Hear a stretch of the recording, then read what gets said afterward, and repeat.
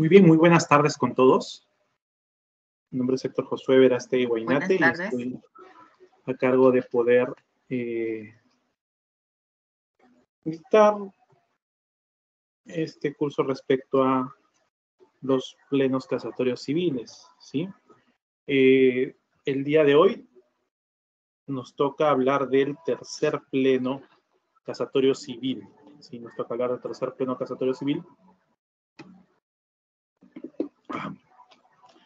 que en estos últimos años ha sido uno de los plenos casatorios más útiles que se han dado, ¿no? Y vamos a introducirnos en este tema.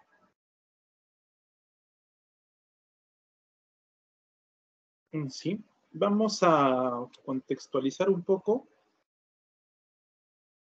Vamos a contextualizarnos un poco en este tema.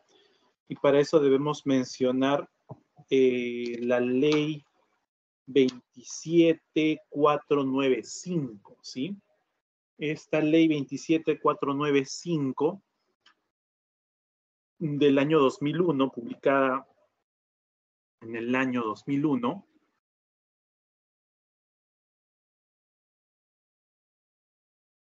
introduce algo novedoso en nuestro sistema jurídico. Bueno, introduce una causal o dos causales de divorcio, ¿sí?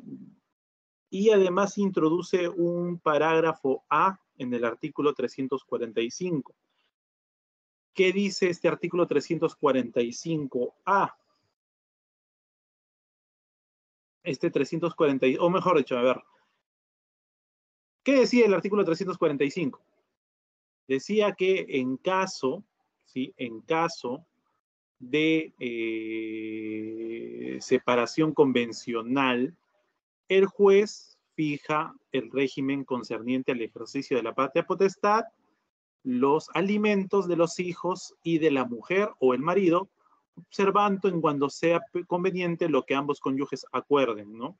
Son aplicables a la separación convencional las disposiciones contenidas en el artículo 340, último párrafo, y 341. Eso decía. Y con esta nueva ley, esta ley 27495 se señala, ¿no? Que, crea un parágrafo más, pues, o se crea el 345-A, y señala, ¿no? Que para invocar el supuesto del inciso 12 del artículo 333, el demandante deberá acreditar que se encuentra al día en el pago de sus obligaciones alimentarias u otras que hayan sido pactadas por los cónyuges de mutuo acuerdo. El juez velará por la estabilidad económica del cónyuge que resulte perjudicado por la separación de hecho, así como la de sus hijos. Deberá señalar, dice, una indemnización por daños de manera genérica, incluyendo el daño personal, u ordenar la adjudicación preferente de bienes de la sociedad conyugal, independientemente de la pensión de alimentos que le pudiera corresponder.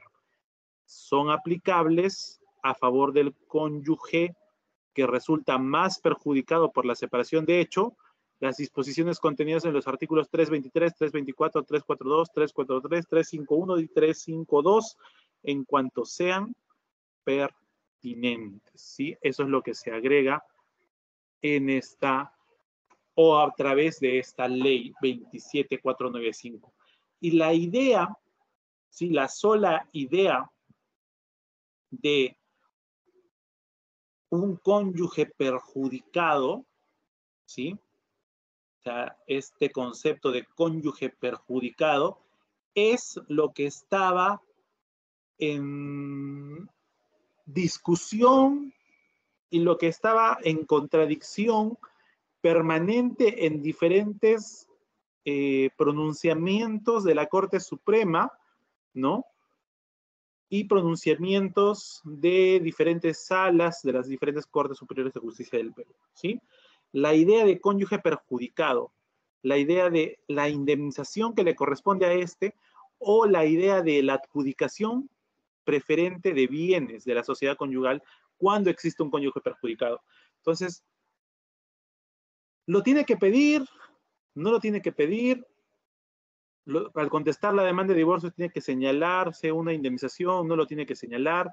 El término deberán implica que el juez lo tiene que hacer de oficio, ¿no? ¿Qué es lo que significa realmente este artículo? Este pleno prácticamente se llevó a cabo el 15 de diciembre de 2010, es decir, casi 10 años después de la publicación de esta ley 27495, que introduce el término de cónyuge culpable o cónyuge perjudicado, perdón, ¿no? Trata de solucionar todos los problemas ocasionados por este término. Cónyuge perjudicado y el término deberán, ¿no? Algunos jueces lo consideraban, otra vez, para que me entiendan, lo consideraban como que la norma los está obligando a pronunciarse sobre este aspecto, así no se haya pedido en juicio. Otros decían, no, eso es una posibilidad del demandante o del demandado, ¿no?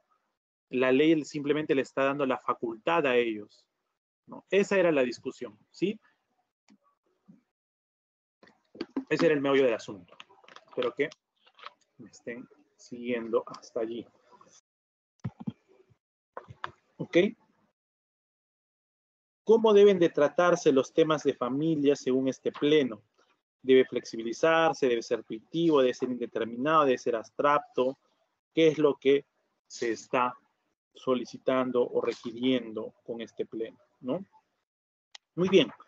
Para sumergirnos en este tema, ¿sí?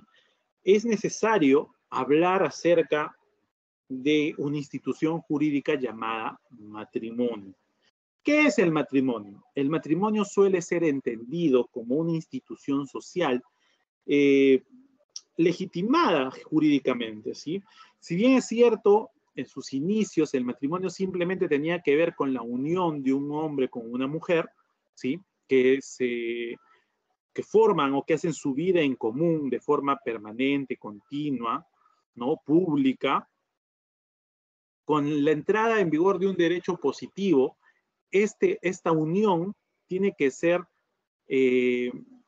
no bendecida, sino más bien confirmada por alguna institución, ¿sí? En primer lugar, históricamente siempre hemos tenido a la Iglesia como quien confirmaba o quien señalaba, ¿no? Quiénes eran las personas casadas. Y luego vienen las instituciones civiles, con estos muchos casos, los ayuntamientos en otros países, y en nuestro país lo que siempre se consideró como la municipalidad, ¿no? Incluso hasta los juzgados de paz, ¿no? En algunos momentos, ¿no?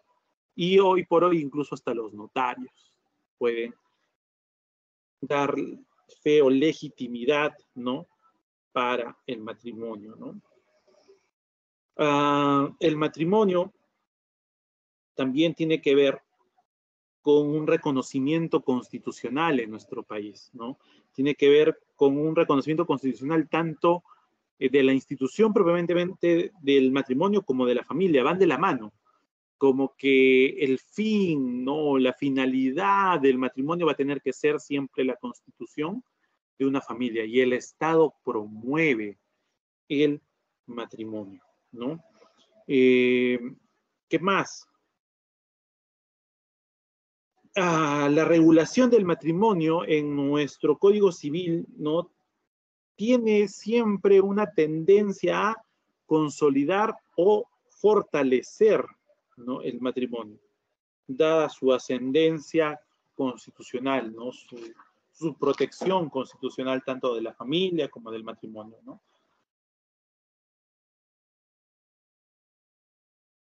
¿Qué sucede?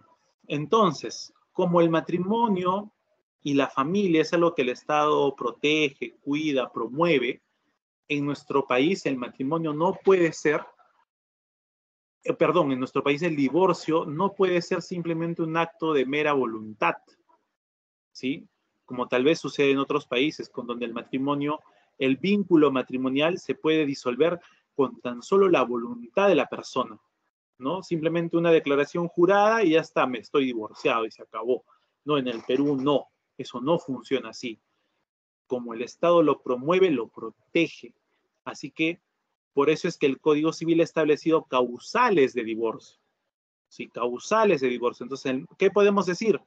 Que el divorcio en el Perú es causal, no es un tema de manifestación de voluntad. Por ejemplo, el matrimonio se entiende que es un negocio jurídico, ¿no? Incluso se habla de negocios jurídicos familiares, y el matrimonio es el ejemplo de eso. Pero el divorcio, entonces, no viene a ser un negocio jurídico, porque no es un tema de manifestación o declaración de voluntad, sino que se necesita la aprobación institucional del divorcio, ¿no? Ya sea a través de un juzgado y también hoy por hoy a través de un notario o incluso por la propia municipalidad, ¿sí?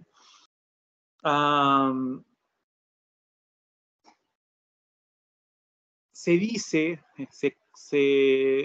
que estamos viendo un aumento,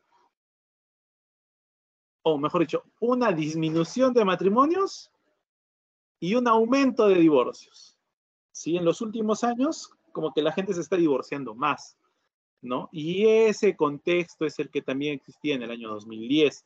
Y por eso es que existían muchos problemas en la interpretación de este artículo 345-A, ¿sí? Sobre el cónyuge, no, sobre el cónyuge perjudicado, ¿no? Y la demanda de indemnización, ¿sí? Es en esta casación 4664-2010 donde se empieza a analizar precisamente en el contexto de una demanda de divorcio por causal de separación de hecho, ¿no? En la que el demandado, ¿no? Presenta una reconvención, es decir, una contrademanda, y formula una pretensión indemnizatoria en contra de su cónyuge, ¿sí?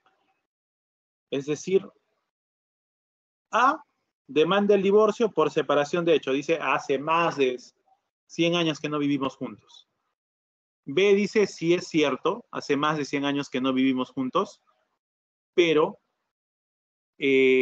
tú me has abandonado, tú nunca me has dado nada para criar a mis hijos, tú eres un cónyuge que me has perjudicado con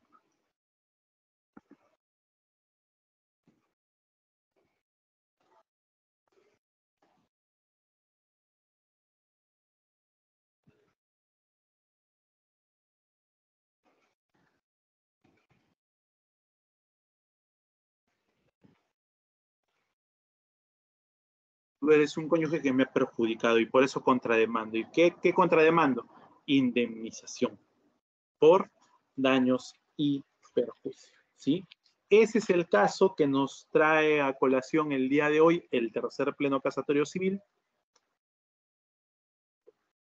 donde la señora Ortiz convivió con el señor Huaquipaco desde el año 1980, ¿sí? Ella señala que en ese momento, cuando empiezan a convivir, ellos tenían 19 años, eran casados ya, casados desde los 19 años, y teniendo hijos cuando ella tuvieron 4 hijos. Cuando ella tuvo 20, 25, 28 y 30 años, ¿no? Tenían hijos en esa edad. Y recién se casó, en realidad, cuando tenía 28 años, ¿no? Sin embargo, ¿qué es lo importante aquí? ¿O qué es lo que es resaltante? ¿Cuánto tiempo pasó la señora con el señor? Con la señora Ortiz, con el señor Huaquipaco. Desde los 19 años, ¿no? Toda una vida, toda su juventud, ¿no? Entonces, ella se dedicó siempre a sus hijos, siempre se dedicó a trabajar en el campo, dice que trabajaba en un campo de café, ¿no? ¿Y qué hizo la señora? Muy buena gente ella. ¿Qué hacía? Ayudaba a su esposo. ¿A qué? A que estudiara, a que tuviera una profesión, ¿no? Y le mandaba dinero, le mandaba para sus estudios, para sus viajes académicos, dice. Y el señor, ¿a qué se dedicaba? Supuestamente a estudiar. Bueno, sí llegó a estudiar, pero también dice que tenía otra mujer y al final termina separándose de la señora, ¿no?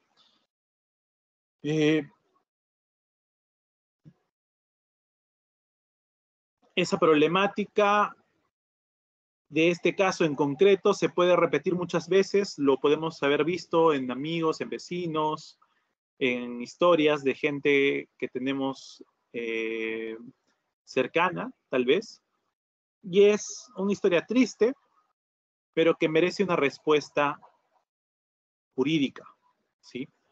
Porque es justo, pregúntense ustedes, ¿es justo que tú le dediques tu vida a una persona, ¿sí? La hagas estudiar, le proveas todo lo necesario para subsistir, busques que esta persona se supere y vea lo mejor, y cuando esta persona lo logra, simplemente te da una patada, te bota fuera de su vida y te cierra la puerta? ¿Eso es justo? Parece que no es justo. Lamentablemente, no podemos hacer que esta persona devuelva todo lo que recibió. Entonces, la respuesta jurídica a esa injusticia es una indemnización. Así se le ocurrió a los genios de nuestros legisladores. ¿Ok? Ese es el contexto, nuevamente, sobre el cual vamos a hablar. ¿Sí? Entre los antecedentes de este caso sobre los hechos, aunque ya lo he mencionado, para que quede claro nuevamente, podemos decir que, otra vez, quien interpone la demanda de divorcio en este caso es el señor René Huaquipaco Ang, ¿sí? Él interpone esta demanda de divorcio. Una demanda de divorcio por una causal muy común. Es la causal de separación de hechos, ¿no? El Código Civil señala que para esta causal, ¿no? Si tienen hijos, si no tienen hijos, basta 2 años. 2 años de separación de hecho, entonces ya puedes demandar el divorcio por separación de hechos. Y si tienes hijos menores, ¿no? De edad tiene que ser 4 años, ¿no? Ese señor hace la demanda de divorcio por causal de separación de hechos y solicita la suspensión de los deberes relativos al hecho, habitación y del vínculo matrimonial contra su cónyuge, Catalina Ortiz Velasco. ¿Sí? Catalina Ortiz Velasco. Ahora, ¿qué hace la señora Catalina Ortiz Velasco? Hace que su abogado realice una contestación de la demanda, contesta la demanda, y a su vez, en un otro sí, ella señala una reconvención, es decir, una contrademanda. ¿Y qué hace en esta contrademanda? Solicita una indemnización por daño moral y económico, ¿no? En contra de su cónyuge. ¿Qué dice la señora Ortiz? ¿Qué dice la señora Catalina? Cuando contesta la demanda, ella alega que tuvieron una vida en común desde 1980 y que impulsó de manera constante a su esposo a estudiar una carrera mientras ella se dedicaba al cultivo de café, siendo ella quien ayudaba siempre para las necesidades del hogar, ¿no? Ella siempre veía cómo cubrir las necesidades del hogar, así como los estudios de su pareja, de su esposo. Pese a que ella hacía todo esto, su esposo en un momento la abandona. ¿Y ella qué tiene que hacer? Como su esposo creo que llega a ser profesor, ella lo demanda por alimentos, ¿sí? Para ella y para sus hijos. Entonces ella en su reconvención solicita un monto exorbitante, también vale la pena decirlo, de 250,000 soles por indemnización por daños y perjuicios. ¿Por qué razón solicita ese monto? Ella dice que solicita ese monto porque ella fue quien pagó los estudios de su esposo. Le envió dinero a su esposo. ¿Y qué recibió a cambio? Maltrato físico, ¿no? Maltrato psicológico, entre otros, ¿sí? En el marco de este proceso que les estoy contando, se emite la primera sentencia, ¿sí? En esta primera sentencia, obviamente, ¿no? Se declara fundada la demanda, es decir, no había ningún hecho controversial respecto al tiempo de separación, ¿no? A la separación de hecho. Se declara fundada la demanda y se declara disuelto, obviamente, el vínculo matrimonial, ¿no? Y respecto a la pretensión de la reconvención, se declara fundada en parte, ¿sí? Recuerden ese detalle. Fundado en parte la reconvención. ¿Cuánto había pedido ella? 250.000 soles. ¿Cuánto es lo que le entregan? Dice que le entregan, mejor dicho, le ordenan pagar al demandante la suma de 10.000 soles. Debido a que la separación de hecho entre los cónyuges ha sido debido a que en realidad en la separación de hecho, es decir, cuando se fue el señor en la causal alegada, quien sufrió más, es decir, el cónyuge más perjudicado, ¿sí? Con ese énfasis del más perjudicado, ¿sí? ¿Quién fue? La señora. ¿Y qué sufrió? Sufrió el menoscabo en su esfera moral, ¿no? Sufrió el menoscabo en la afectación de sus sentimientos. Todo ello proveniente de la no continuación de su vínculo matrimonial y de poder mantener la unidad de su familia, ¿sí? Todo eso es lo que señala la sentencia de primera instancia, ¿sí? Muy bien, ¿ustedes creen que el señor Huaquipaco estará de acuerdo? Obvio que no. ¿Y la señora Catalina, ustedes creen que estaría de acuerdo con esa sentencia? Ella pidió 250.000 soles. ¿Y cuánto le entregaron? 10.000 soles. Ni siquiera el 10% de su pretensión, ¿no? Bueno, por esa razón, ambos, estando inconformes con esta sentencia de primera instancia, ambas personas, ¿qué hacen? Apelan. ¿Y qué resuelve la sala superior? Mediante sentencia de vista. Simplemente confirman la sentencia en el extremo, ¿no? En que declaró fundada la reconvención sobre indemnización. Hacen una mención honrosa, por así decirlo, en que sí se ha logrado identificar, bueno, esto contradiciendo al demandante, al señor Huaquipaco, ¿no?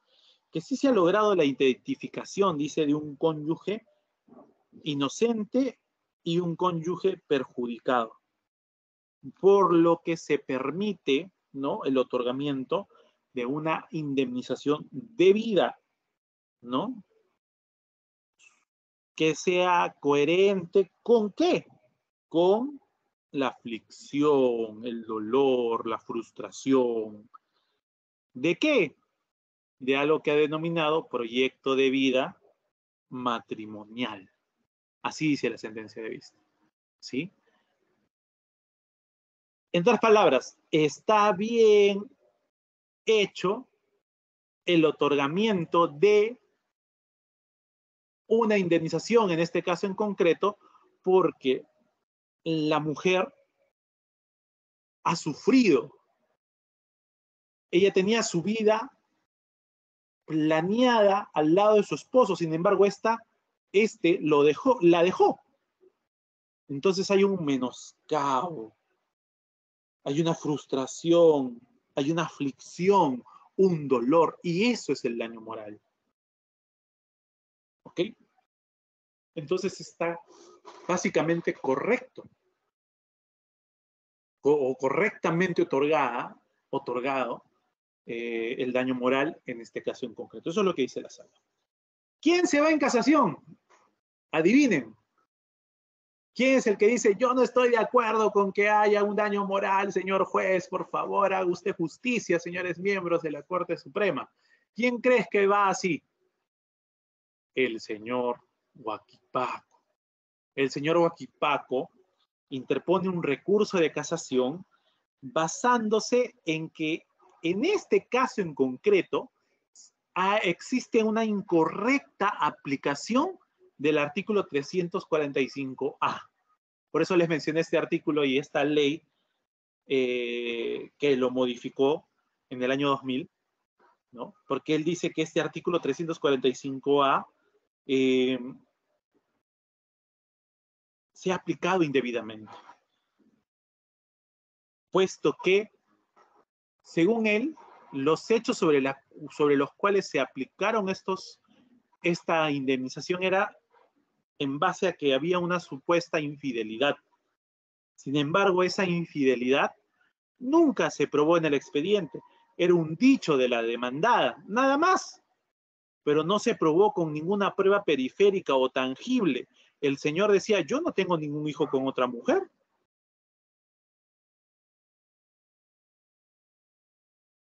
No tengo un hijo fuera del matrimonio.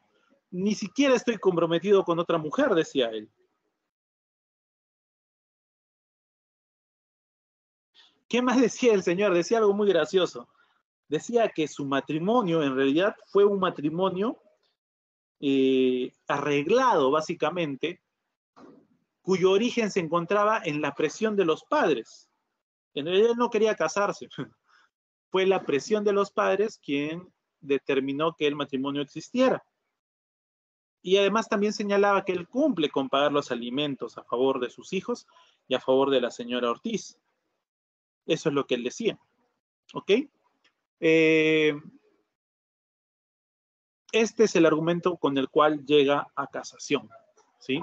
Una indebida aplicación del artículo 345-A. Y lo que sucedía en ese tiempo era que existían muchos recursos de casación en este sentido, ¿sí? Que denunciaban la indebida aplicación del 345A. ¿Ok? Entonces, la Corte Suprema aprovecha este caso para poder dar fin a la interpretación del artículo 345A y qué es lo que implica en un proceso de divorcio dentro del derecho de familia. ¿Sí? Hasta ahí, ¿me están entendiendo? ¿Me siguen? Espero que sea lo más claro posible. ¿Sí? Muy bien.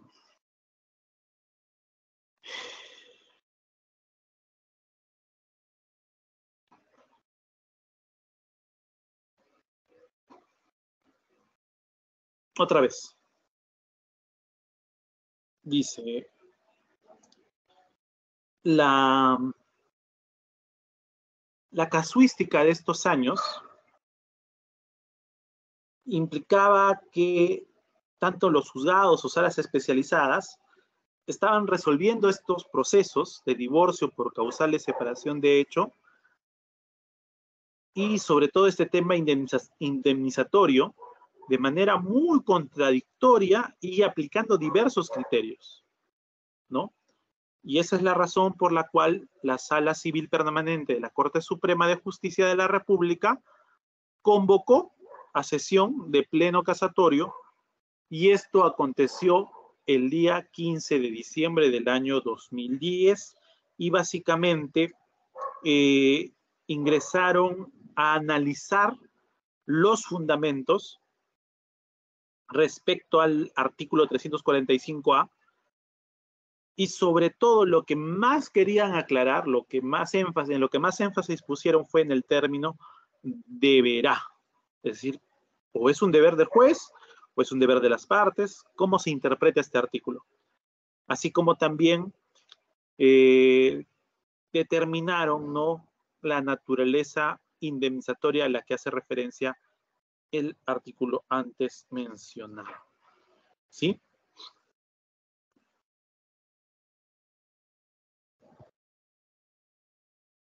Muy bien.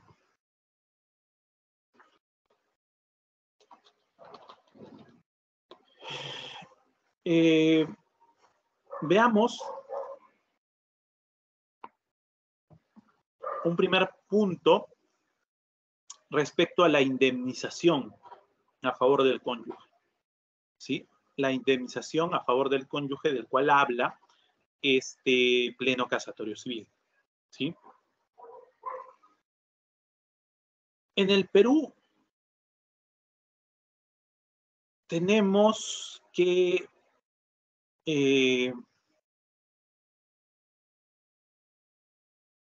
se suelen usar términos como indemnización, resarcimiento, compensación, ¿no? Reparación, ¿no? Conceptos que según la doctrina a la cual prefieras o te acojas, es decir, italiana, alemana, francesa, ¿no? Vas a encontrar tal vez diferencias o similitudes o relación de sinonimia, ¿sí? Por ejemplo, en Italia, los términos reparación, resarcimiento e indemnización suelen ser diferentes, se suelen considerar como diferentes, ¿no?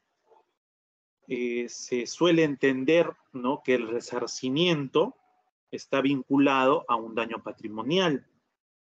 O sea, el daño patrimonial se puede resarcir. Ese sería el término correcto. Todo lo que es un daño patrimonial se puede resarcir. Sin embargo, el daño extrapatrimonial, si el daño extrapatrimonial no se puede resarcir, sino que se repara, ¿no? Se repara.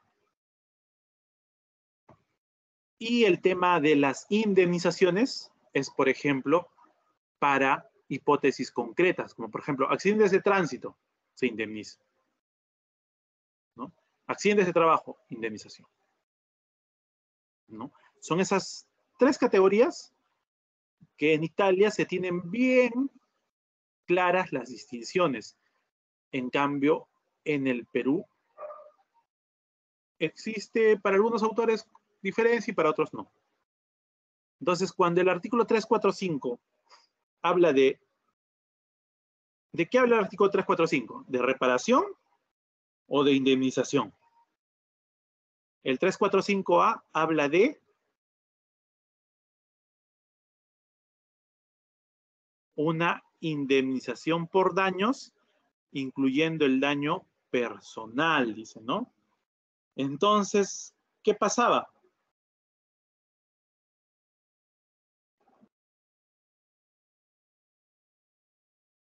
Algunos decían que esto era incorrecto, porque a lo que se debería llegar es que era un daño extrapatrimonial. Por lo tanto, no se debe hablar de indemnización, sino de reparación. Y eso es lo que se discutía también por un lado, ¿sí? Sin embargo, estas diferenciaciones pues en el Perú son inútiles en realidad, ¿no? Porque lo que está haciendo el legislador tal vez de una forma imperfecta, ¿no? La idea simplemente es que se debe aplicar una indemnización, que se debe pagar algo por ese dolor, por ese sufrimiento causado o por la afectación ocurrida, ¿no? Por lo que en términos prácticos, no discutir eso de fondo es absurdo, ¿no? La verdad.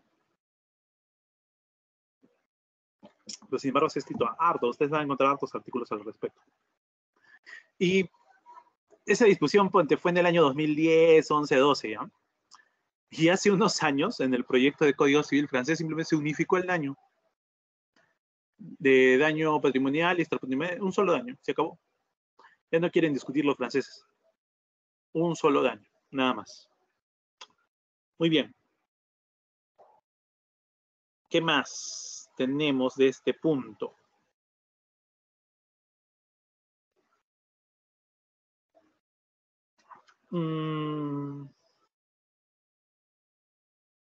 Debemos entender el concepto de indemnización, ¿sí?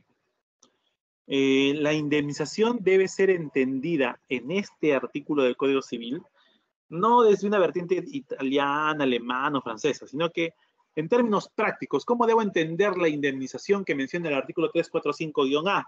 Lo debo entender en el sentido de que es una especie de compensación económica, obvio, que va a servir, cuya finalidad es reequilibrar o restablecer una situación desfavorable patrimonialmente, ¿no?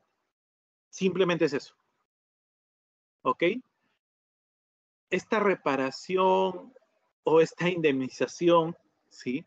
Debe entenderse que simplemente es una especie de compensación, ¿no? Así como existe, por eso la CTS, ¿no? Compensación por tiempo de servicio. ¿Por qué te dan la compensación por tiempo de servicio? Porque trabajaste determinado tiempo y tienes derecho a, ¿no? Una compensación. Pero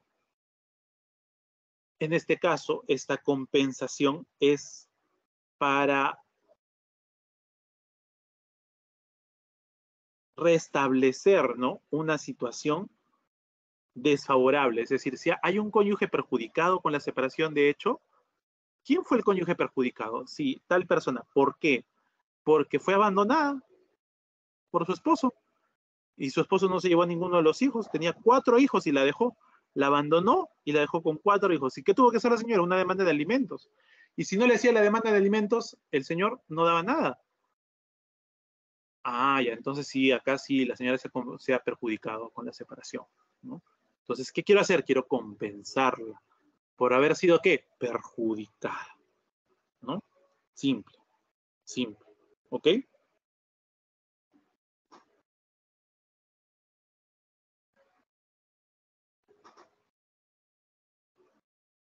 Simple.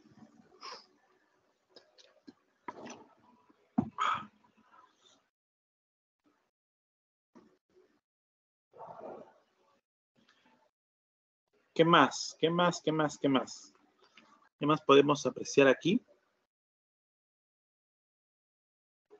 En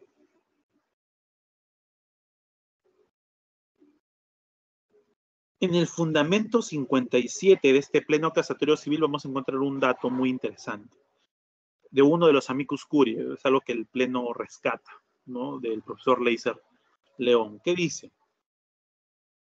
En cuanto a la naturaleza jurídica de la indemnización, resulta apropiado el criterio expuesto oralmente en la audiencia del pleno casatorio por el profesor Leiser León Hilario, también en calidad de amicus curiae, en el sentido de que la indemnización prevista en el artículo 345 del Código Civil no tiene una naturaleza resarcitoria y por tanto no es un caso de responsabilidad civil, contractual o extracontractual, sino que se trata de una obligación legal basada en la solidaridad familiar, criterio que coincide en parte con el de este colegiado supremo, ¿sí?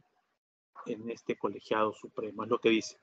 Es decir, ¿cuál es la naturaleza de la indemnización que se menciona aquí? La indemnización obedece hoy a un criterio de responsabilidad civil contractual o extracontractual. Obedece a criterios de resarcimiento, reparación, ¿no? Indemnización, ¿no? Sin embargo, esa no es la forma correcta de interpretar. ¿Por qué? Porque si yo digo que es responsabilidad civil extracontractual, ¿cuántos años tengo para demandarla? 2. Si yo digo que es responsabilidad civil contractual, ¿cuántos años tengo para demandarla? 10. ¿Pero qué tengo que probar? ¿Cuáles son los elementos de la responsabilidad civil? El daño, ¿no? El factor de atribución, ¿no? El nexo causal, ¿no? Y también puedo aplicar como causas de justificación para que no haya responsabilidad civil. Ya, pero entonces, toda esta discusión se estaba dando en los casos de divorcio. ¿Qué dice el profesor Leiser? Oye, no, nada que ver.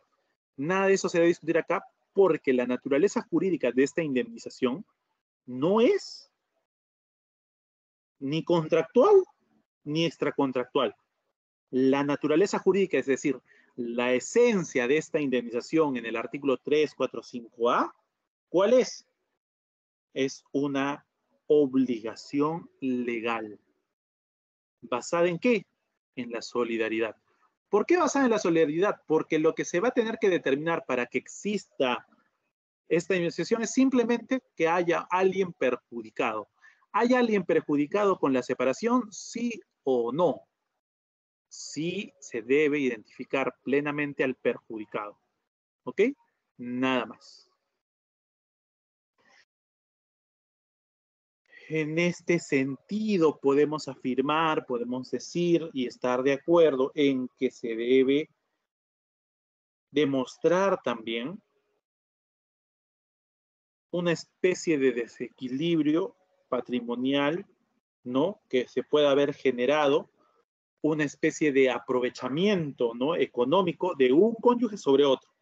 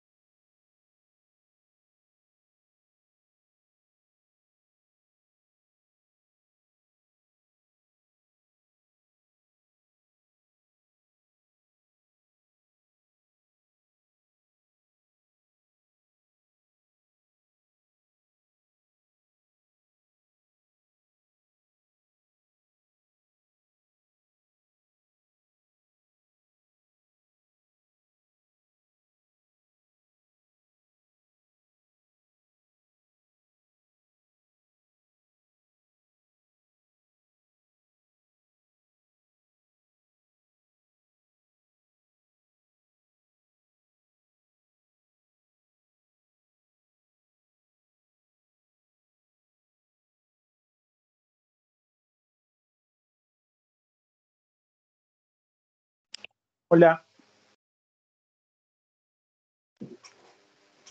Hola, ¿cómo están? ¿Me escuchan?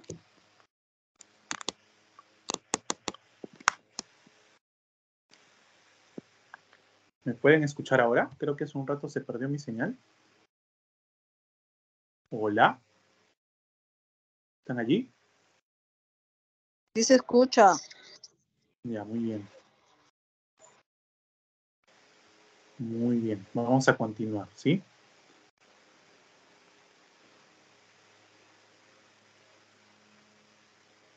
Bueno, hasta allí, ¿me entendieron esto respecto a la indemnización y su naturaleza jurídica?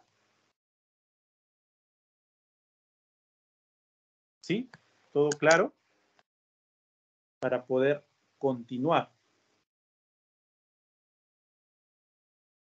Sí. Muy bien.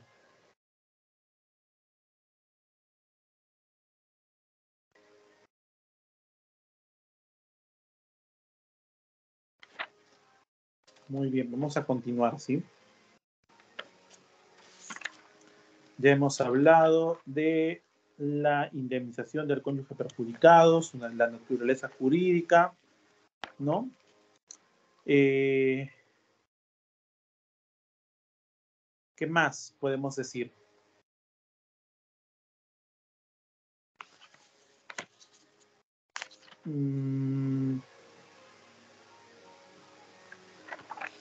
La naturaleza indemnizatoria del artículo 345-A, la Corte Suprema fue enfática en afirmar, ¿no?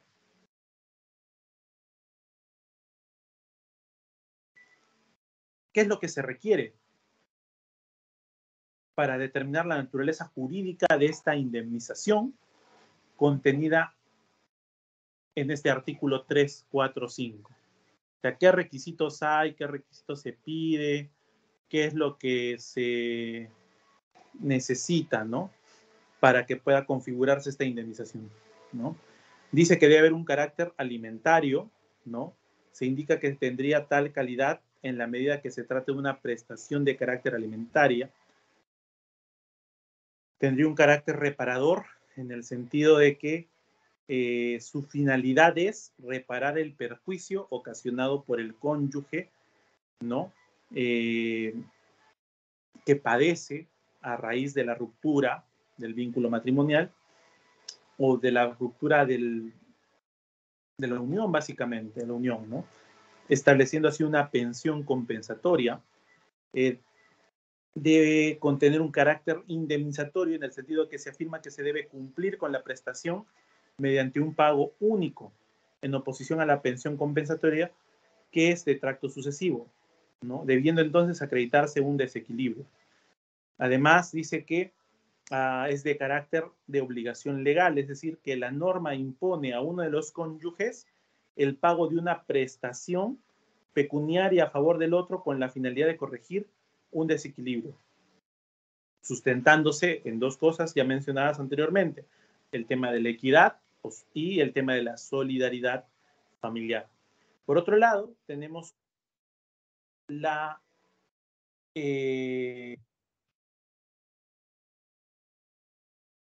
por otro lado, tenemos el carácter de responsabilidad civil extracontractual. Ello debido que para la configuración de esta responsabilidad se debe exigir, dice, todos sus elementos. Se agrega que se puede convenir parcialmente en el hecho que en el caso de divorcio o sanción se requiere la culpabilidad de uno de los cónyuges, aplicándose las reglas de la responsabilidad civil extracontractual, mientras en el divorcio de remedio no son aplicables las reglas de la responsabilidad, ¿no?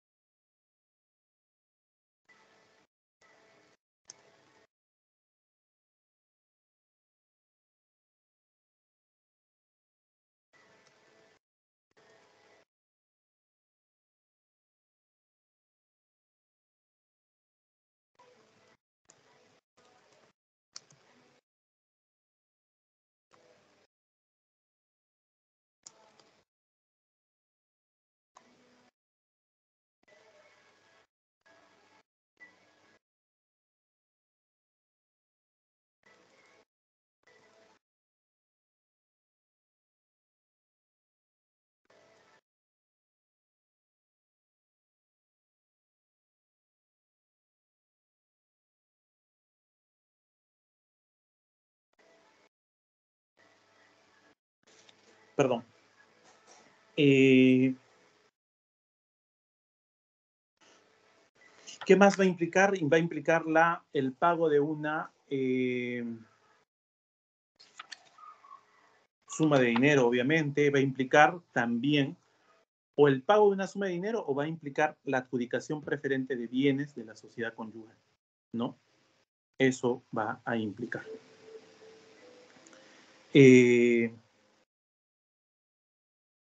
La Corte Suprema considera que las soluciones son alternativas, o bien se da una compensación o indemnización, o bien se da esta adjudicación preferente de bienes. ¿Sí? No se pueden dar ambas cosas a la vez aparentemente, ¿no? Es lo que se ha tratado de justificar y de interpretar, ¿no? Ahora, ¿qué más? No solo las decisiones, o esta decisión es de carácter alternativo, sino que son excluyentes y definitivas. Es decir, que no se pueden modificar en el tiempo, ¿no? Y además de ello, esta indemnización no solo va a comprender la indemnización por el menoscabo material, sino también el daño personal, pero se puede sostener que este daño personal puede ser consciente o inconsciente, ¿no? Cuando la Corte Suprema trata de justificar respecto al monto que se debe establecer, el monto económico que se debe pagar, ¿no? Señala que lo debe hacer el cónyuge que se encuentre en mejor posición luego del divorcio, ¿no? Ya sea por el maltrato ocasionado, dice, ¿no? Entonces, estas características son usualmente características para el resarcimiento como elemento de una indemnización.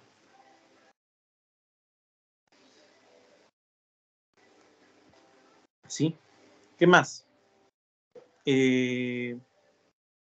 Respecto al contenido de la indemnización.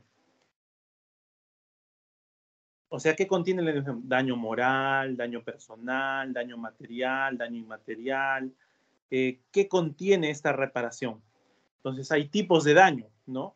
Como hemos dicho al comienzo, hay daño patrimonial, daño no patrimonial, o daño material y daño moral, ¿no? ¿Qué es el daño moral? El daño moral es un daño inmaterial, ¿no? El daño moral es un daño inmaterial. Es aquel no susceptible de valoración económica directa y que no producen consecuencias de orden patrimonial, relacionado a consecuencias afectivas, dolorosas, aunque no siempre es necesario cuando se trata, por ejemplo, por daños a los derechos fundamentales, ¿no? Para Díaz Picasso se entiende que,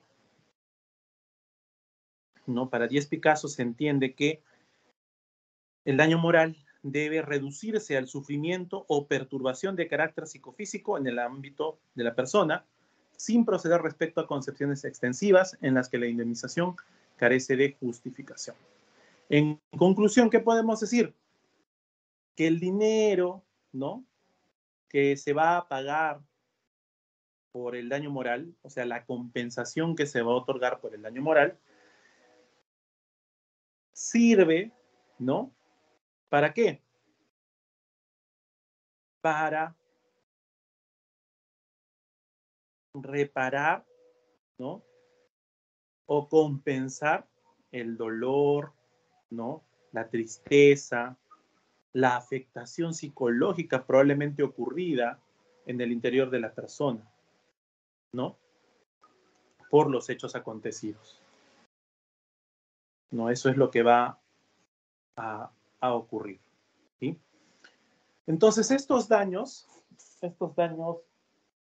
que son conocidos, que es un daño moral, son daños, pues, inmateriales, ¿no? No son daños concretos, objetivos, tangibles, son daños inmateriales, ¿no? Y existen dos situaciones en las cuales se pueden dar estos daños inmateriales, ¿no? Por un lado, cuando el daño ocasionado puede ser evaluado en dinero, adquiriendo el carácter de compensatorio. Lo contrario es cuando el agravio no puede medirse en términos económicos, en cuyo caso el dinero adquiere simplemente un rol de satisfacción, nada más, ¿no?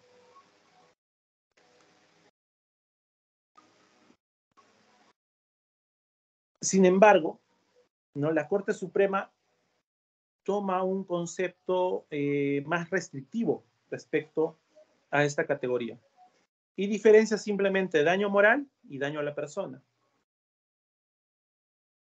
Y subsume el daño moral dentro del daño a la persona. ¿Sí? Eso es lo que hace la Corte Suprema. Simplemente. ¿Dónde está incluido el daño moral? En el daño a la persona. Allí está incluido el daño moral. A pesar de que ello no tiene un fundamento doctrinario, ¿no? La Corte Suprema lo ha relativizado de esa manera. ¿Qué más? Respecto al daño personal, ¿no? ¿Qué ha dicho la Corte Suprema en este pleno? El daño personal, ¿a qué se refiere? Al daño a la persona.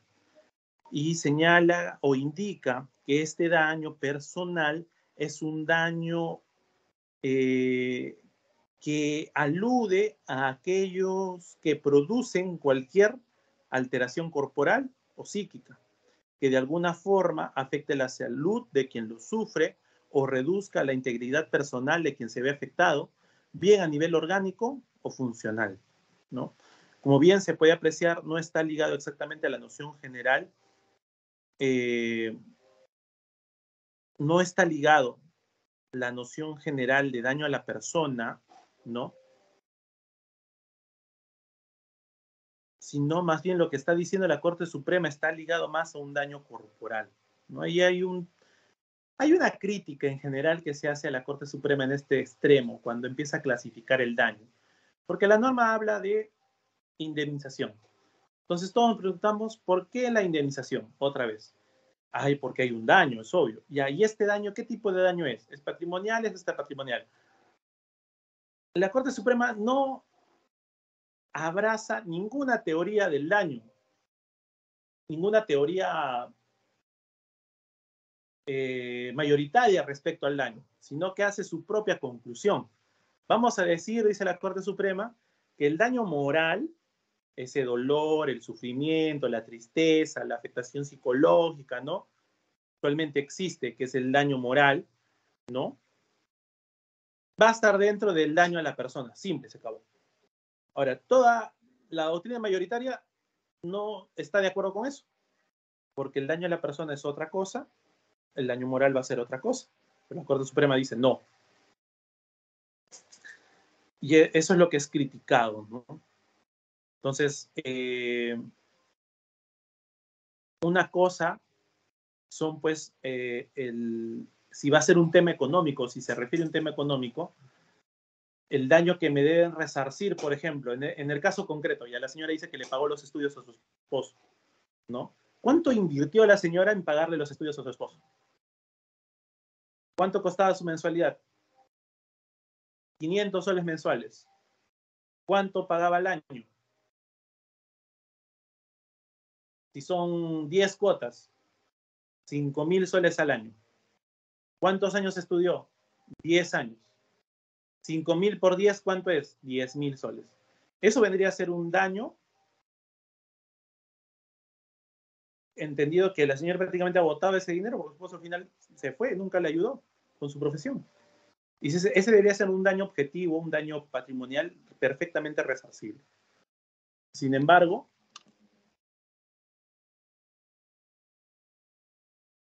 ni eso se le reconoce a la señora. ¿Por qué? Porque el daño o esta indemnización solamente es por daño moral, dicen, ¿no? Y daño a la persona, es decir, por olor, suprimidora. ¿Cómo objetivizo eso? ¿Cómo pago eso? ¿No? O ¿O cuál es la razón de esa indemnización, ese daño moral? ¿Solamente el hecho de haberse separado? No, tiene que existir algo más. ¿Qué cosa? Maltrato psicológico, maltrato físico, tiene que haber algún tipo de afectación en la persona, ¿sí? Eso es lo que se trata de discutir. Ahora, un tercer o cuarto punto, ¿no?, respecto a esta indemnización. Esta indemnización es algo que se tenía que dar sí o sí, o es algo que se tiene que dar solo si se peticiona de parte.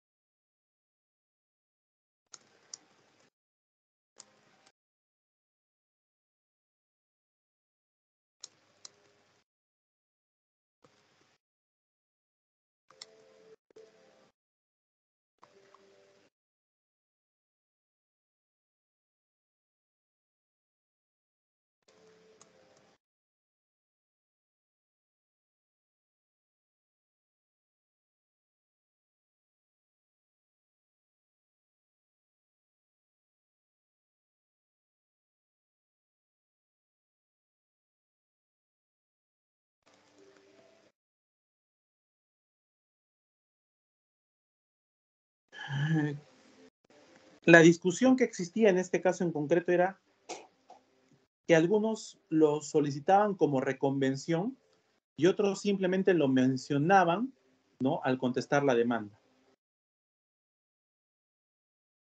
Entonces, el juez, a veces ese término que se utiliza en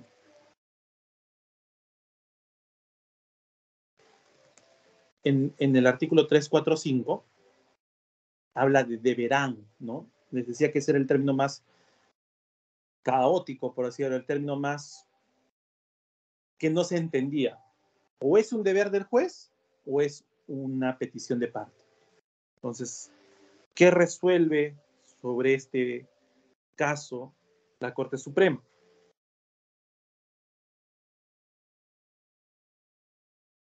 Es decir, no todo pedido de divorcio, no todo pedido de divorcio por separación de hecho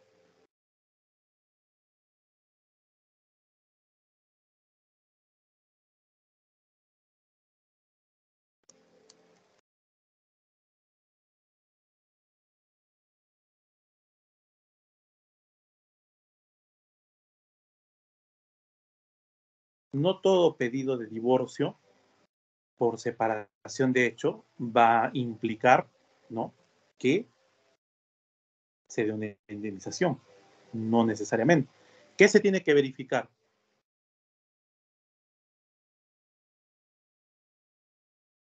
¿Qué se tiene que verificar?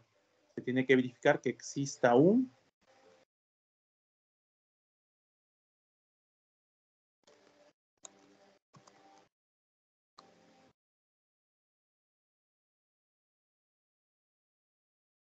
¿Qué se tiene que verificar? Se tiene que verificar que exista un cónyuge perjudicado, ¿no? Un cónyuge perjudicado. No es automática la indemnización en estos casos. Tiene que verificarse un cónyuge perjudicado, ¿no? ¿Cómo puedo verificar un cónyuge perjudicado? Que yo tengo que decir, ¿no?, el señor me abandonó, me dejó con mis hijos y yo tuve que vérmela sola, ¿no?, porque ni siquiera daba alimentos. Me lo he tenido que demandar por alimentos,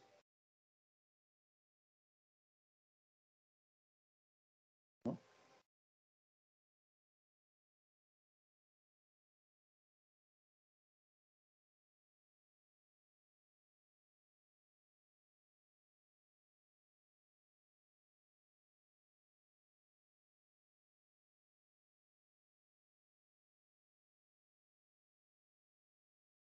¿Ya? ¿Qué se tiene que verificar? Se tiene que verificar se tiene que verificar un cónyuge culpable, Es decir, que este pedido o se puede requerir en la demanda a través de una reconvención o simplemente se puede discutir, ¿no? Señalar, ¿no? En la contestación. Y por esa razón, pese a que no se haya dado, pese a que no se haya específicamente, no haya sido parte del petitorio, también puede ser dada de oficio.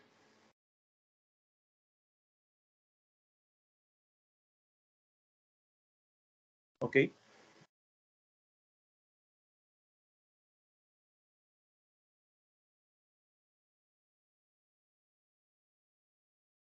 Eso es lo que señala básicamente el Pleno. Y estoy realmente de acuerdo con esto, ¿sí? Porque ese deberán no puede ser no es un verbo rector que pueda ser dirigido a las partes, es un verbo rector que está dirigido al que resuelve la causa, es decir, al juez, ¿no? El juez debe ver si en el caso concreto, según cómo se hayan planteado los hechos, existe o no un cónyuge culpable.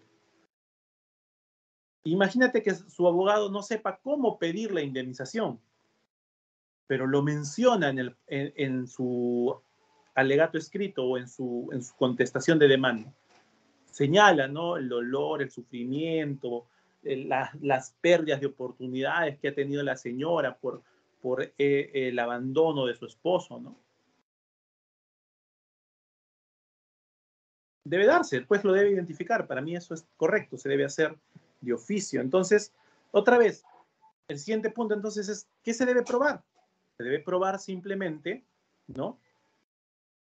Una afectación no solo económica, sino una afectación no solo psicológica, sino una afectación o cualquier tipo de afectación o menoscabo que haya podido sufrir la persona, ¿no?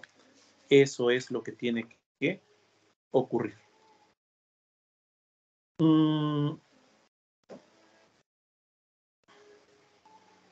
punto interesante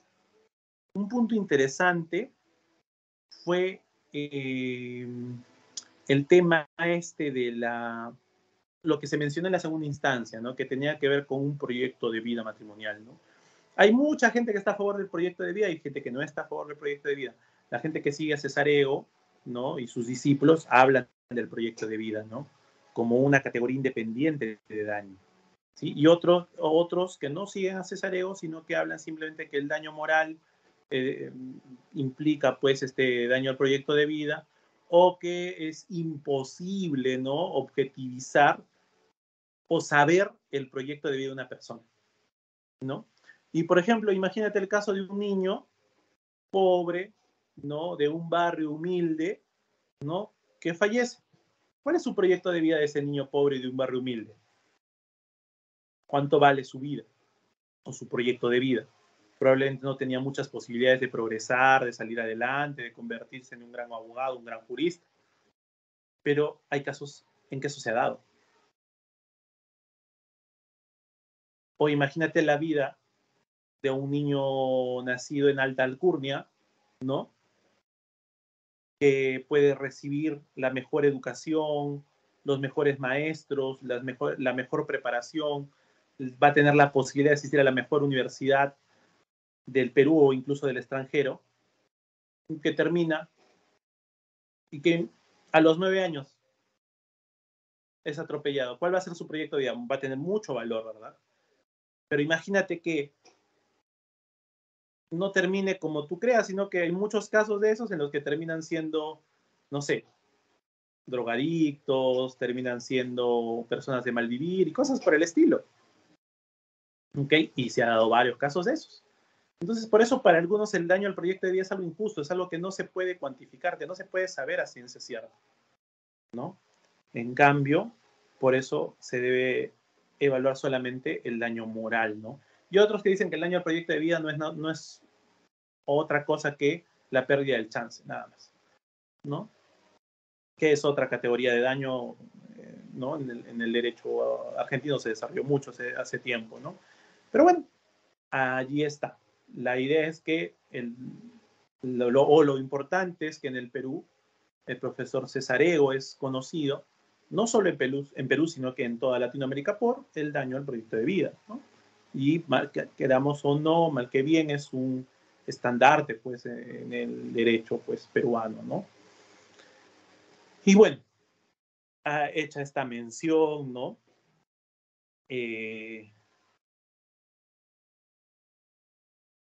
Hay casos, ¿no? En la Corte Interamericana, ¿no? Que en donde ya se ha establecido de que el daño al proyecto de vida, ¿no? No es posible de indemnizar porque los alcances de este daño son imprecisos, ¿no?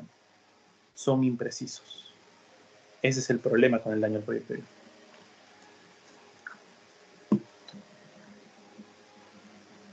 ¿Ok?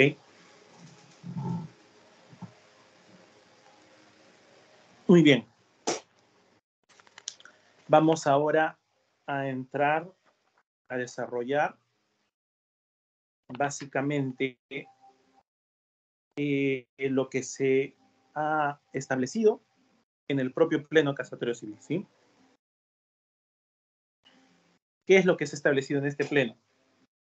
Dice, en los procesos de familia, como en los de alimentos, divorcio, filiación, violencia familiar, entre otros, el juez tiene facultades tuitivas y en consecuencia de esas facultades tuitivas se debe flexibilizar algunos principios y normas procesales, como lo son los de iniciativa de parte, congruencia, formalidad, eventualidad, preclusión, acumulación de pretensiones, en atención a la naturaleza de los conflictos que debe solucionar derivados de las relaciones familiares y personales, ofreciendo protección a la parte perjudicada, ello de conformidad con lo dispuesto en los artículos 4 y 43 de la Constitución Política del Estado, que reconoce respectivamente la protección especial al niño, la madre, el anciano, la familia y al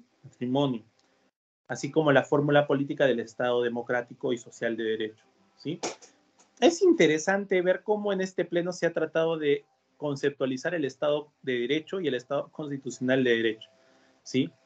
Y cómo ha tenido un desarrollo, una protección especial el derecho de familia, ¿no? ¿Qué quiere decir el Pleno cuando señala que se debe, que dada esta función tuitiva, ¿no?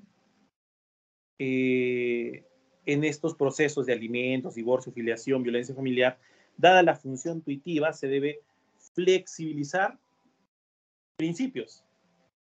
El principio de congruencia, por ejemplo. ¿Qué es el principio de congruencia? Congruencia debe haber entre lo demandado, entre lo pedido, entre lo solicitado y entre lo que se ha resuelto. Si yo demandé el divorcio y la única pretensión que se estaba discutiendo era el divorcio por separación de hecho, el juez no puede incorporar la discusión de otra petición. No puede incorporar otro resultado, ¿sí? No puede, yo no puedo estar demandando divorcio por causal de separación de hecho y de pronto el juez resuelve, sí, yo voy a dar el divorcio por separación de hecho, pero lo declaro infundado y fundado el divorcio por adulterio. Oye, pero si nunca discutimos el adulterio, o sea, nunca me dijiste que íbamos a discutir el adulterio tampoco, ¿no? Entonces, tiene que haber congruencia entre lo pedido, entre lo solicitado y lo resuelto, ¿no? La congruencia, ¿no? Pero, sin embargo, dice que aquí se va a flexibilizar la congruencia. ¿Esto a mérito de qué? Otra vez, lo que les vengo repitiendo una y otra vez, en el hecho de que la indemnización probablemente no es pedida por la parte demandada, sino que el juez va a verificar una situación de hecho, ¿no? Una situación de hecho, y en esa situación de hecho se va a verificar, ¿no? En esta situación de hecho se va a verificar, ¿no? si existe un cónyuge perjudicado, o si la demandada no ha sido perjudicada con la separación de hecho.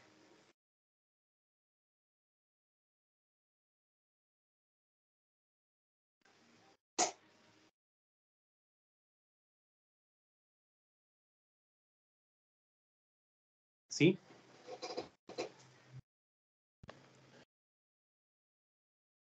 Muy bien.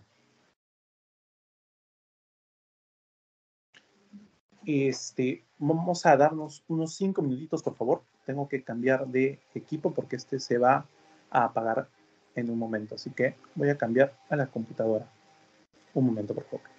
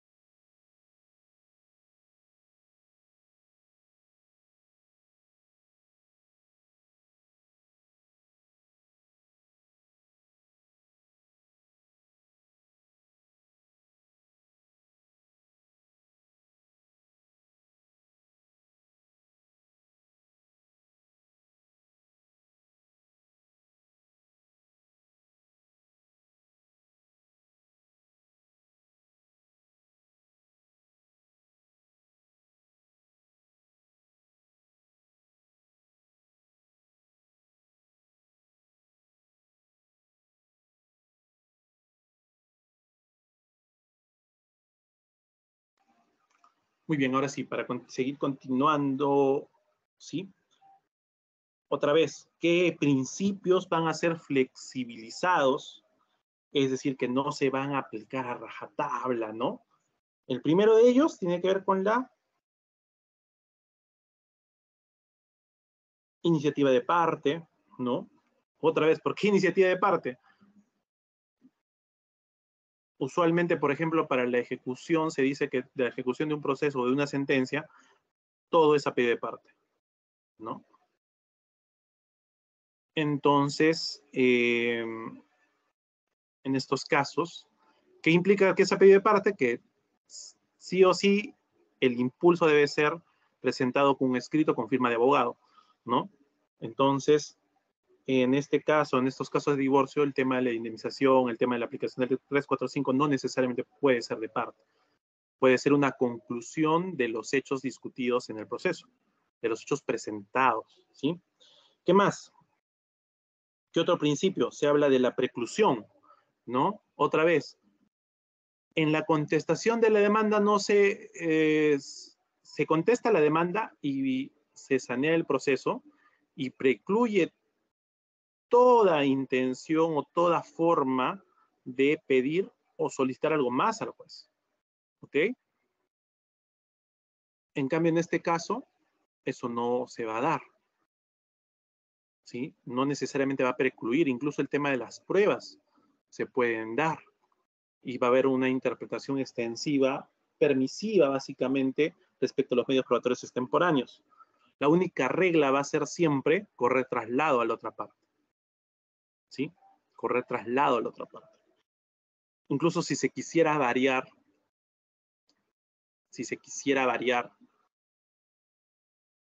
la causal de divorcio, también se puede hacer. Si es que en los hechos se ha discutido otra causal, se puede variar la misma, pero se tiene que llamar a una audiencia especial y indicar cuál es la causal en la que el juez va a decidir, ¿no? Eso. ¿Qué más tenemos? Formalidad, ¿no? Las formalidades van a obviarse probablemente. Eventualidad, la preclusión, la acumulación de pretensiones, ¿no? Se va a hacer flexible con la acumulación de pretensiones, en atención a la naturaleza de los conflictos que se debe solucionar derivados de las relaciones familiares, ¿no? Ya lo he leído ya. Muy bien.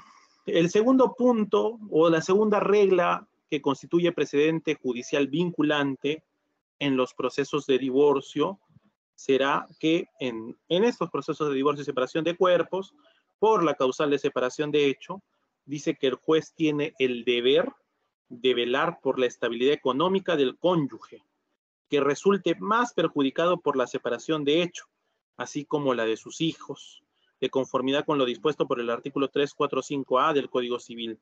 En consecuencia, pedido de parte o de oficio, ¿no? Señalará una indemnización por daños, el que incluye el daño a la persona u ordenará la adjudicación preferente de bienes de la sociedad conyugal, independientemente de la pensión de alimentos que pudiera corresponderle. El daño moral es indemnizable y se haya comprendido en el daño a la persona. Eso es lo que dice. Miren lo que dice como precedente, y esto ya lo hemos discutido antes, ¿no? Que el juez tiene el deber de velar por la estabilidad económica del cónyuge que resulte más perjudicado por la separación de hecho, así como por la de sus hijos, ¿no? En consecuencia, dice, ya sea a pedido de parte o de oficio, señalará una indemnización por daños. El que incluye, ¿qué incluye esta indemnización por daños?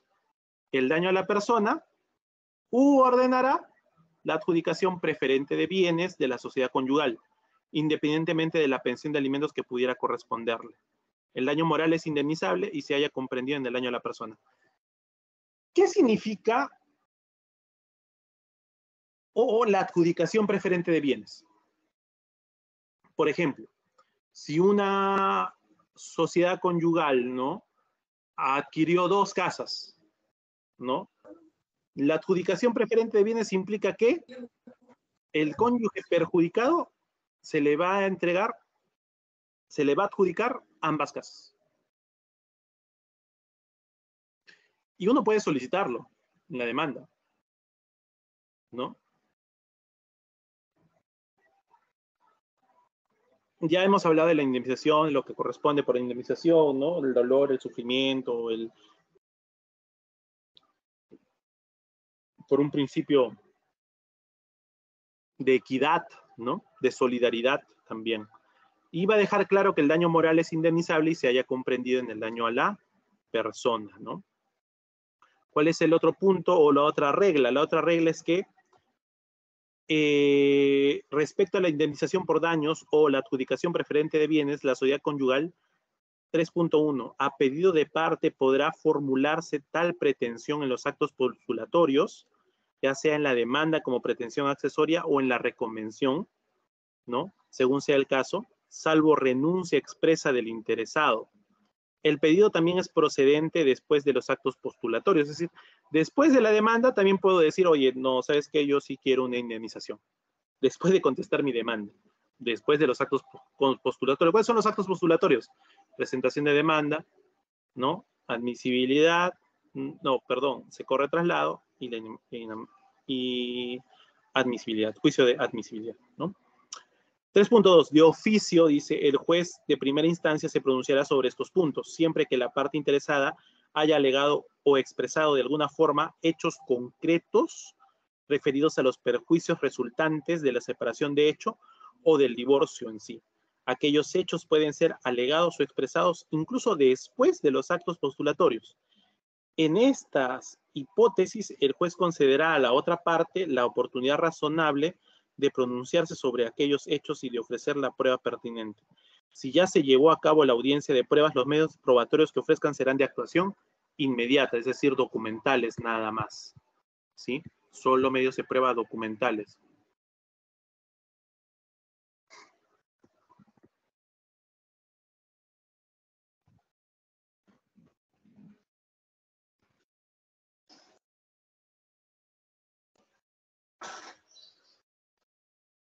El 3.3 dice, en el estado correspondiente del proceso y de ser el caso, el juez debe fijar como parte de los puntos controvertidos los extremos ya mencionados, ¿no? En el estado correspondiente del proceso y de ser el caso, el juez debe fijar como parte de los puntos controvertidos los extremos ya mencionados. ¿A qué extremos hace referencia? ¿No? Otra vez. Nadie demandó, por ejemplo, la indemnización, ¿no? Ni como parte demandante, ni como parte demandada. No se demandó. Pero el juez advierte que de los hechos, tanto de la demanda como de la contestación, existe un cónyuge perjudicado. Entonces, ¿qué va a tener que hacer? ¿Cuál es su obligación? Considerarlo dentro de los puntos controvertidos, ¿no? Determinar, por ejemplo, ¿no? Determinar si corresponde una indemnización de A a B por el daño moral sufrido, ¿no? Determinar si existió un daño moral de A, ¿no? Por la ausencia, por la separación de hecho de B, ¿no? Algo así. Debe considerar el juez, a pesar de que no haya sido solicitado, demandado, peticionado, debe considerarlo dentro de los puntos controvertidos. Por eso el 3.4 dice, en todo caso, el juez se pronunciará sobre la existencia de la condición de cónyuge más perjudicado de una de las partes, según se haya formulado y probado la pretensión o alegación respectiva, o sobre la inexistencia de aquella condición si no existiera elementos de convicción necesarios para ello. En el trámite señalado se garantizará el derecho a la tutela jurisdiccional efectiva y el debido proceso, particularmente el derecho de defensa de las partes, principalmente o particularmente el derecho de defensa de las partes, el principio de contradicción y el derecho a la instancia plural. Es decir, si yo me doy cuenta último minuto, ya saneé el proceso, ya fijé puntos controvertidos, ya se realizó la audiencia de pruebas, y después de la audiencia de pruebas me doy cuenta que sí hay un cónyuge perjudicado o un cónyuge más perjudicado, ¿no? Y yo voy a decir, creo que sí corresponde una indemnización o corresponde una adjudicación preferente de bienes, entonces yo tengo que informarlo a las partes. Y para que esto no vulnere el debido proceso, no vulnere el derecho de defensa, yo tengo que comunicarle eso a las partes y darles la oportunidad de demostrar lo contrario a lo que yo voy a afirmar, ¿sí? Ya sea presentando una prueba. Las pruebas que presenten dice que se actuarán de manera inmediata, ¿no? Entiéndase que pueden ser pruebas documentales usualmente. O, como se señalaba en otro pleno, se tiene que llamar a una audiencia complementaria, ¿no? Probablemente también. ¿Sí? Bueno, ¿qué más?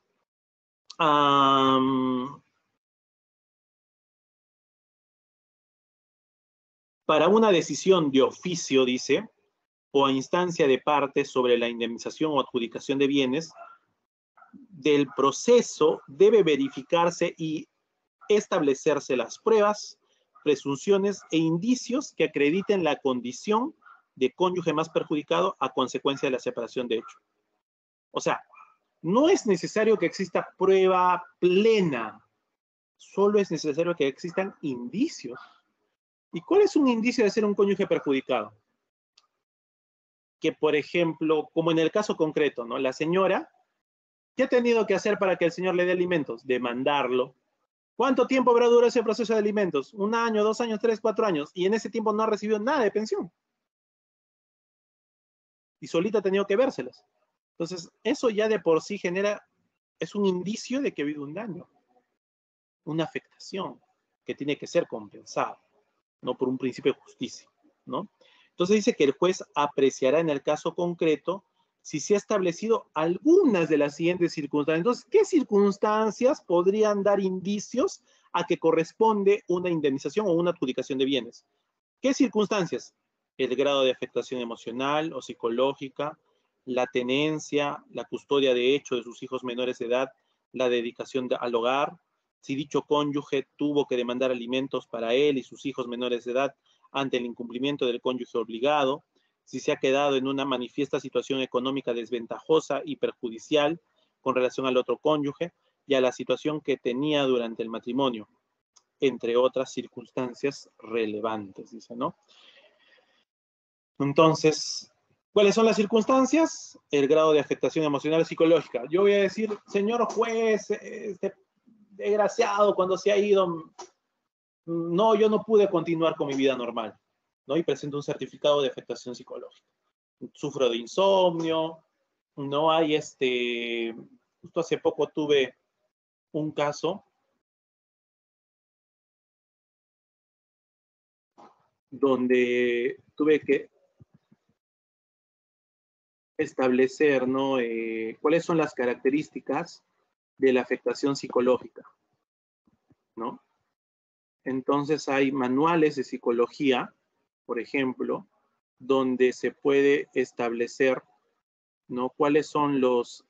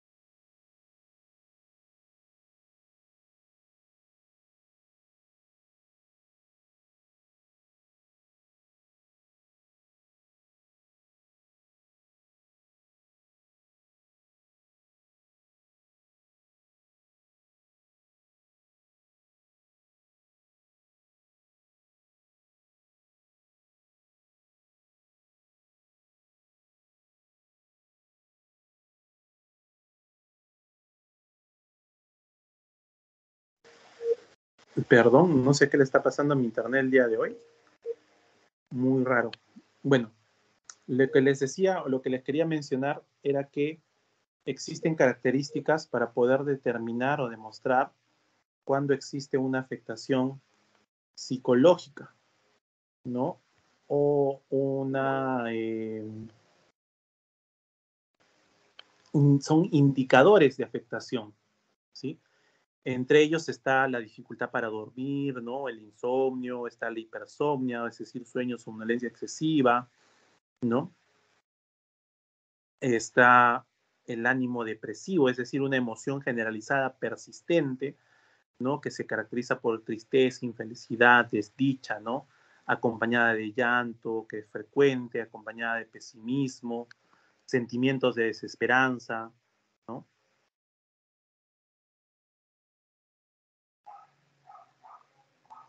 También puede haber apatía, ¿no? Que es un estado de indiferencia, con ausencia de motivación, entusiasmo, ¿no? También puede haber algo que se llama anedonia, que es una capacidad para obtener placer de actividades que habitualmente producen sensaciones o sentimientos agradables, ¿no? Después, ideación suicida, es decir, pensamientos persistentes de autoeliminación. Puede haber resentimiento, venganza, ¿no? Persistencia de afectos de cólera, de ira, de hostilidad, ¿no? Dificultad para perdonar, olvidar el agravio, pensamientos de fantasías de revancha, de venganza, ¿no? Que pueden llegar a querer cumplirse, ¿no? Y también, pues, se puede mostrar un desarreglo, un descuido personal, ¿no? Una ausencia en el aseo, en la higiene personal, ¿no? Todos ellos son indicadores de afectación psicológica, ¿no? La habilidad afectiva, dice, o sea, cambios bruscos de humor, donde se aprecia en la persona afectada, ¿no? Que cambia de humor muy, muy constantemente. O cansancio también, disminución en las energías, o disminución en el apetito, en el peso, problemas psicosomáticos, ¿no? Es decir, presenta náuseas, gastritis, dolor de espalda, fibromialgia, gastritis, ¿no? O disminución en el rendimiento académico, laboral, doméstico, ¿no? Cosas por el estilo. Esos son los indicadores de que exista o puede existir una afectación psicológica, ¿sí? ¿Qué más? ¿Qué más dice este pleno casatorio civil? El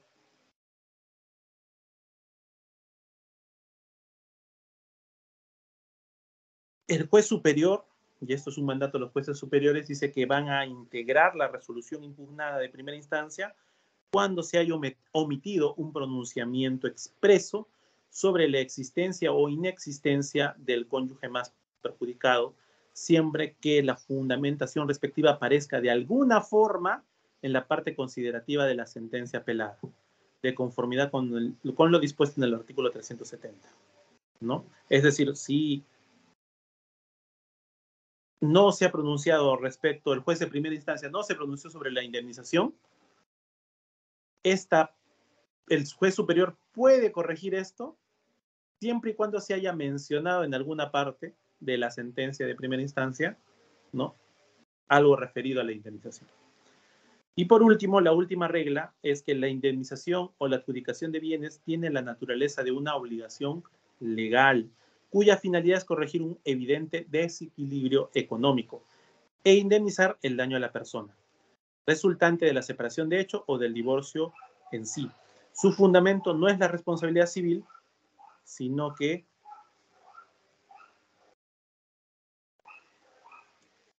su fundamento no es la responsabilidad civil contractual o extracontractual, sino la equidad y la solidaridad familiar, ¿sí?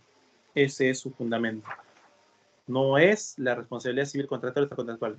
Entonces, ¿qué sucede? Cuando demandan indemnización en este tipo de casos, se pone toda la teoría de la responsabilidad civil. Se trata de contestar la demanda y se trata de señalar de que no se ha cumplido con el requisito de factor de atribución, ¿no? No se ha cumplido con el requisito de establecer el nexo causal, cosas por el estilo, ¿no? Pero no se trata de responsabilidad civil contractual o contractual, sino se trata de un sentido de equidad, de equidad. Y lo que se tiene que discutir son lo que está en el punto 4, la existencia o preexistencia de un grado de afectación emocional o psicológica, según las características que les he mencionado, un grado de, o la tenencia, la custodia de los hijos, ¿no? Si son menores de edad, ¿no? Si se dedica solo al hogar, ¿no? O si tuvo que demandar alimentos para obtener el cumplimiento de esta obligación por parte del demandado, del demandante que está solicitando, contrario a la indemnización, ¿no? O si se ha quedado, si se existió, si se puede, es evidente, ¿no? Una situación económica desventajosa y perjudicial para el cónyuge, ¿no? Para el otro cónyuge, ¿no? Entonces, ello se tiene que determinar. El fundamento, a través de esta indemnización, no es una de responsabilidad civil contractual extracontractual, sino simplemente un tema de equidad, un tema de justicia, un tema de solidaridad familiar, ¿sí? Bueno, eso sería todo por hoy. Espero que haya quedado claro los alcances de este pleno, su naturaleza jurídica, la razón por la cual se dio y las ideas más importantes que debemos tener en cuenta de este pleno casatorio civil. ¿Sí? Eso sería todo. A menos que exista alguna pregunta.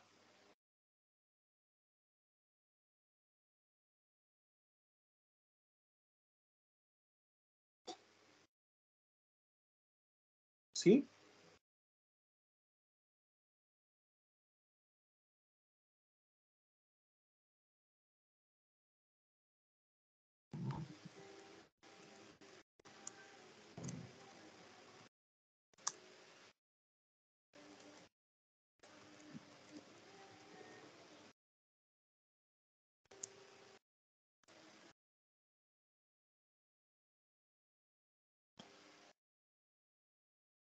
Muy bien. Muy buenas tardes. Nos vemos la siguiente clase.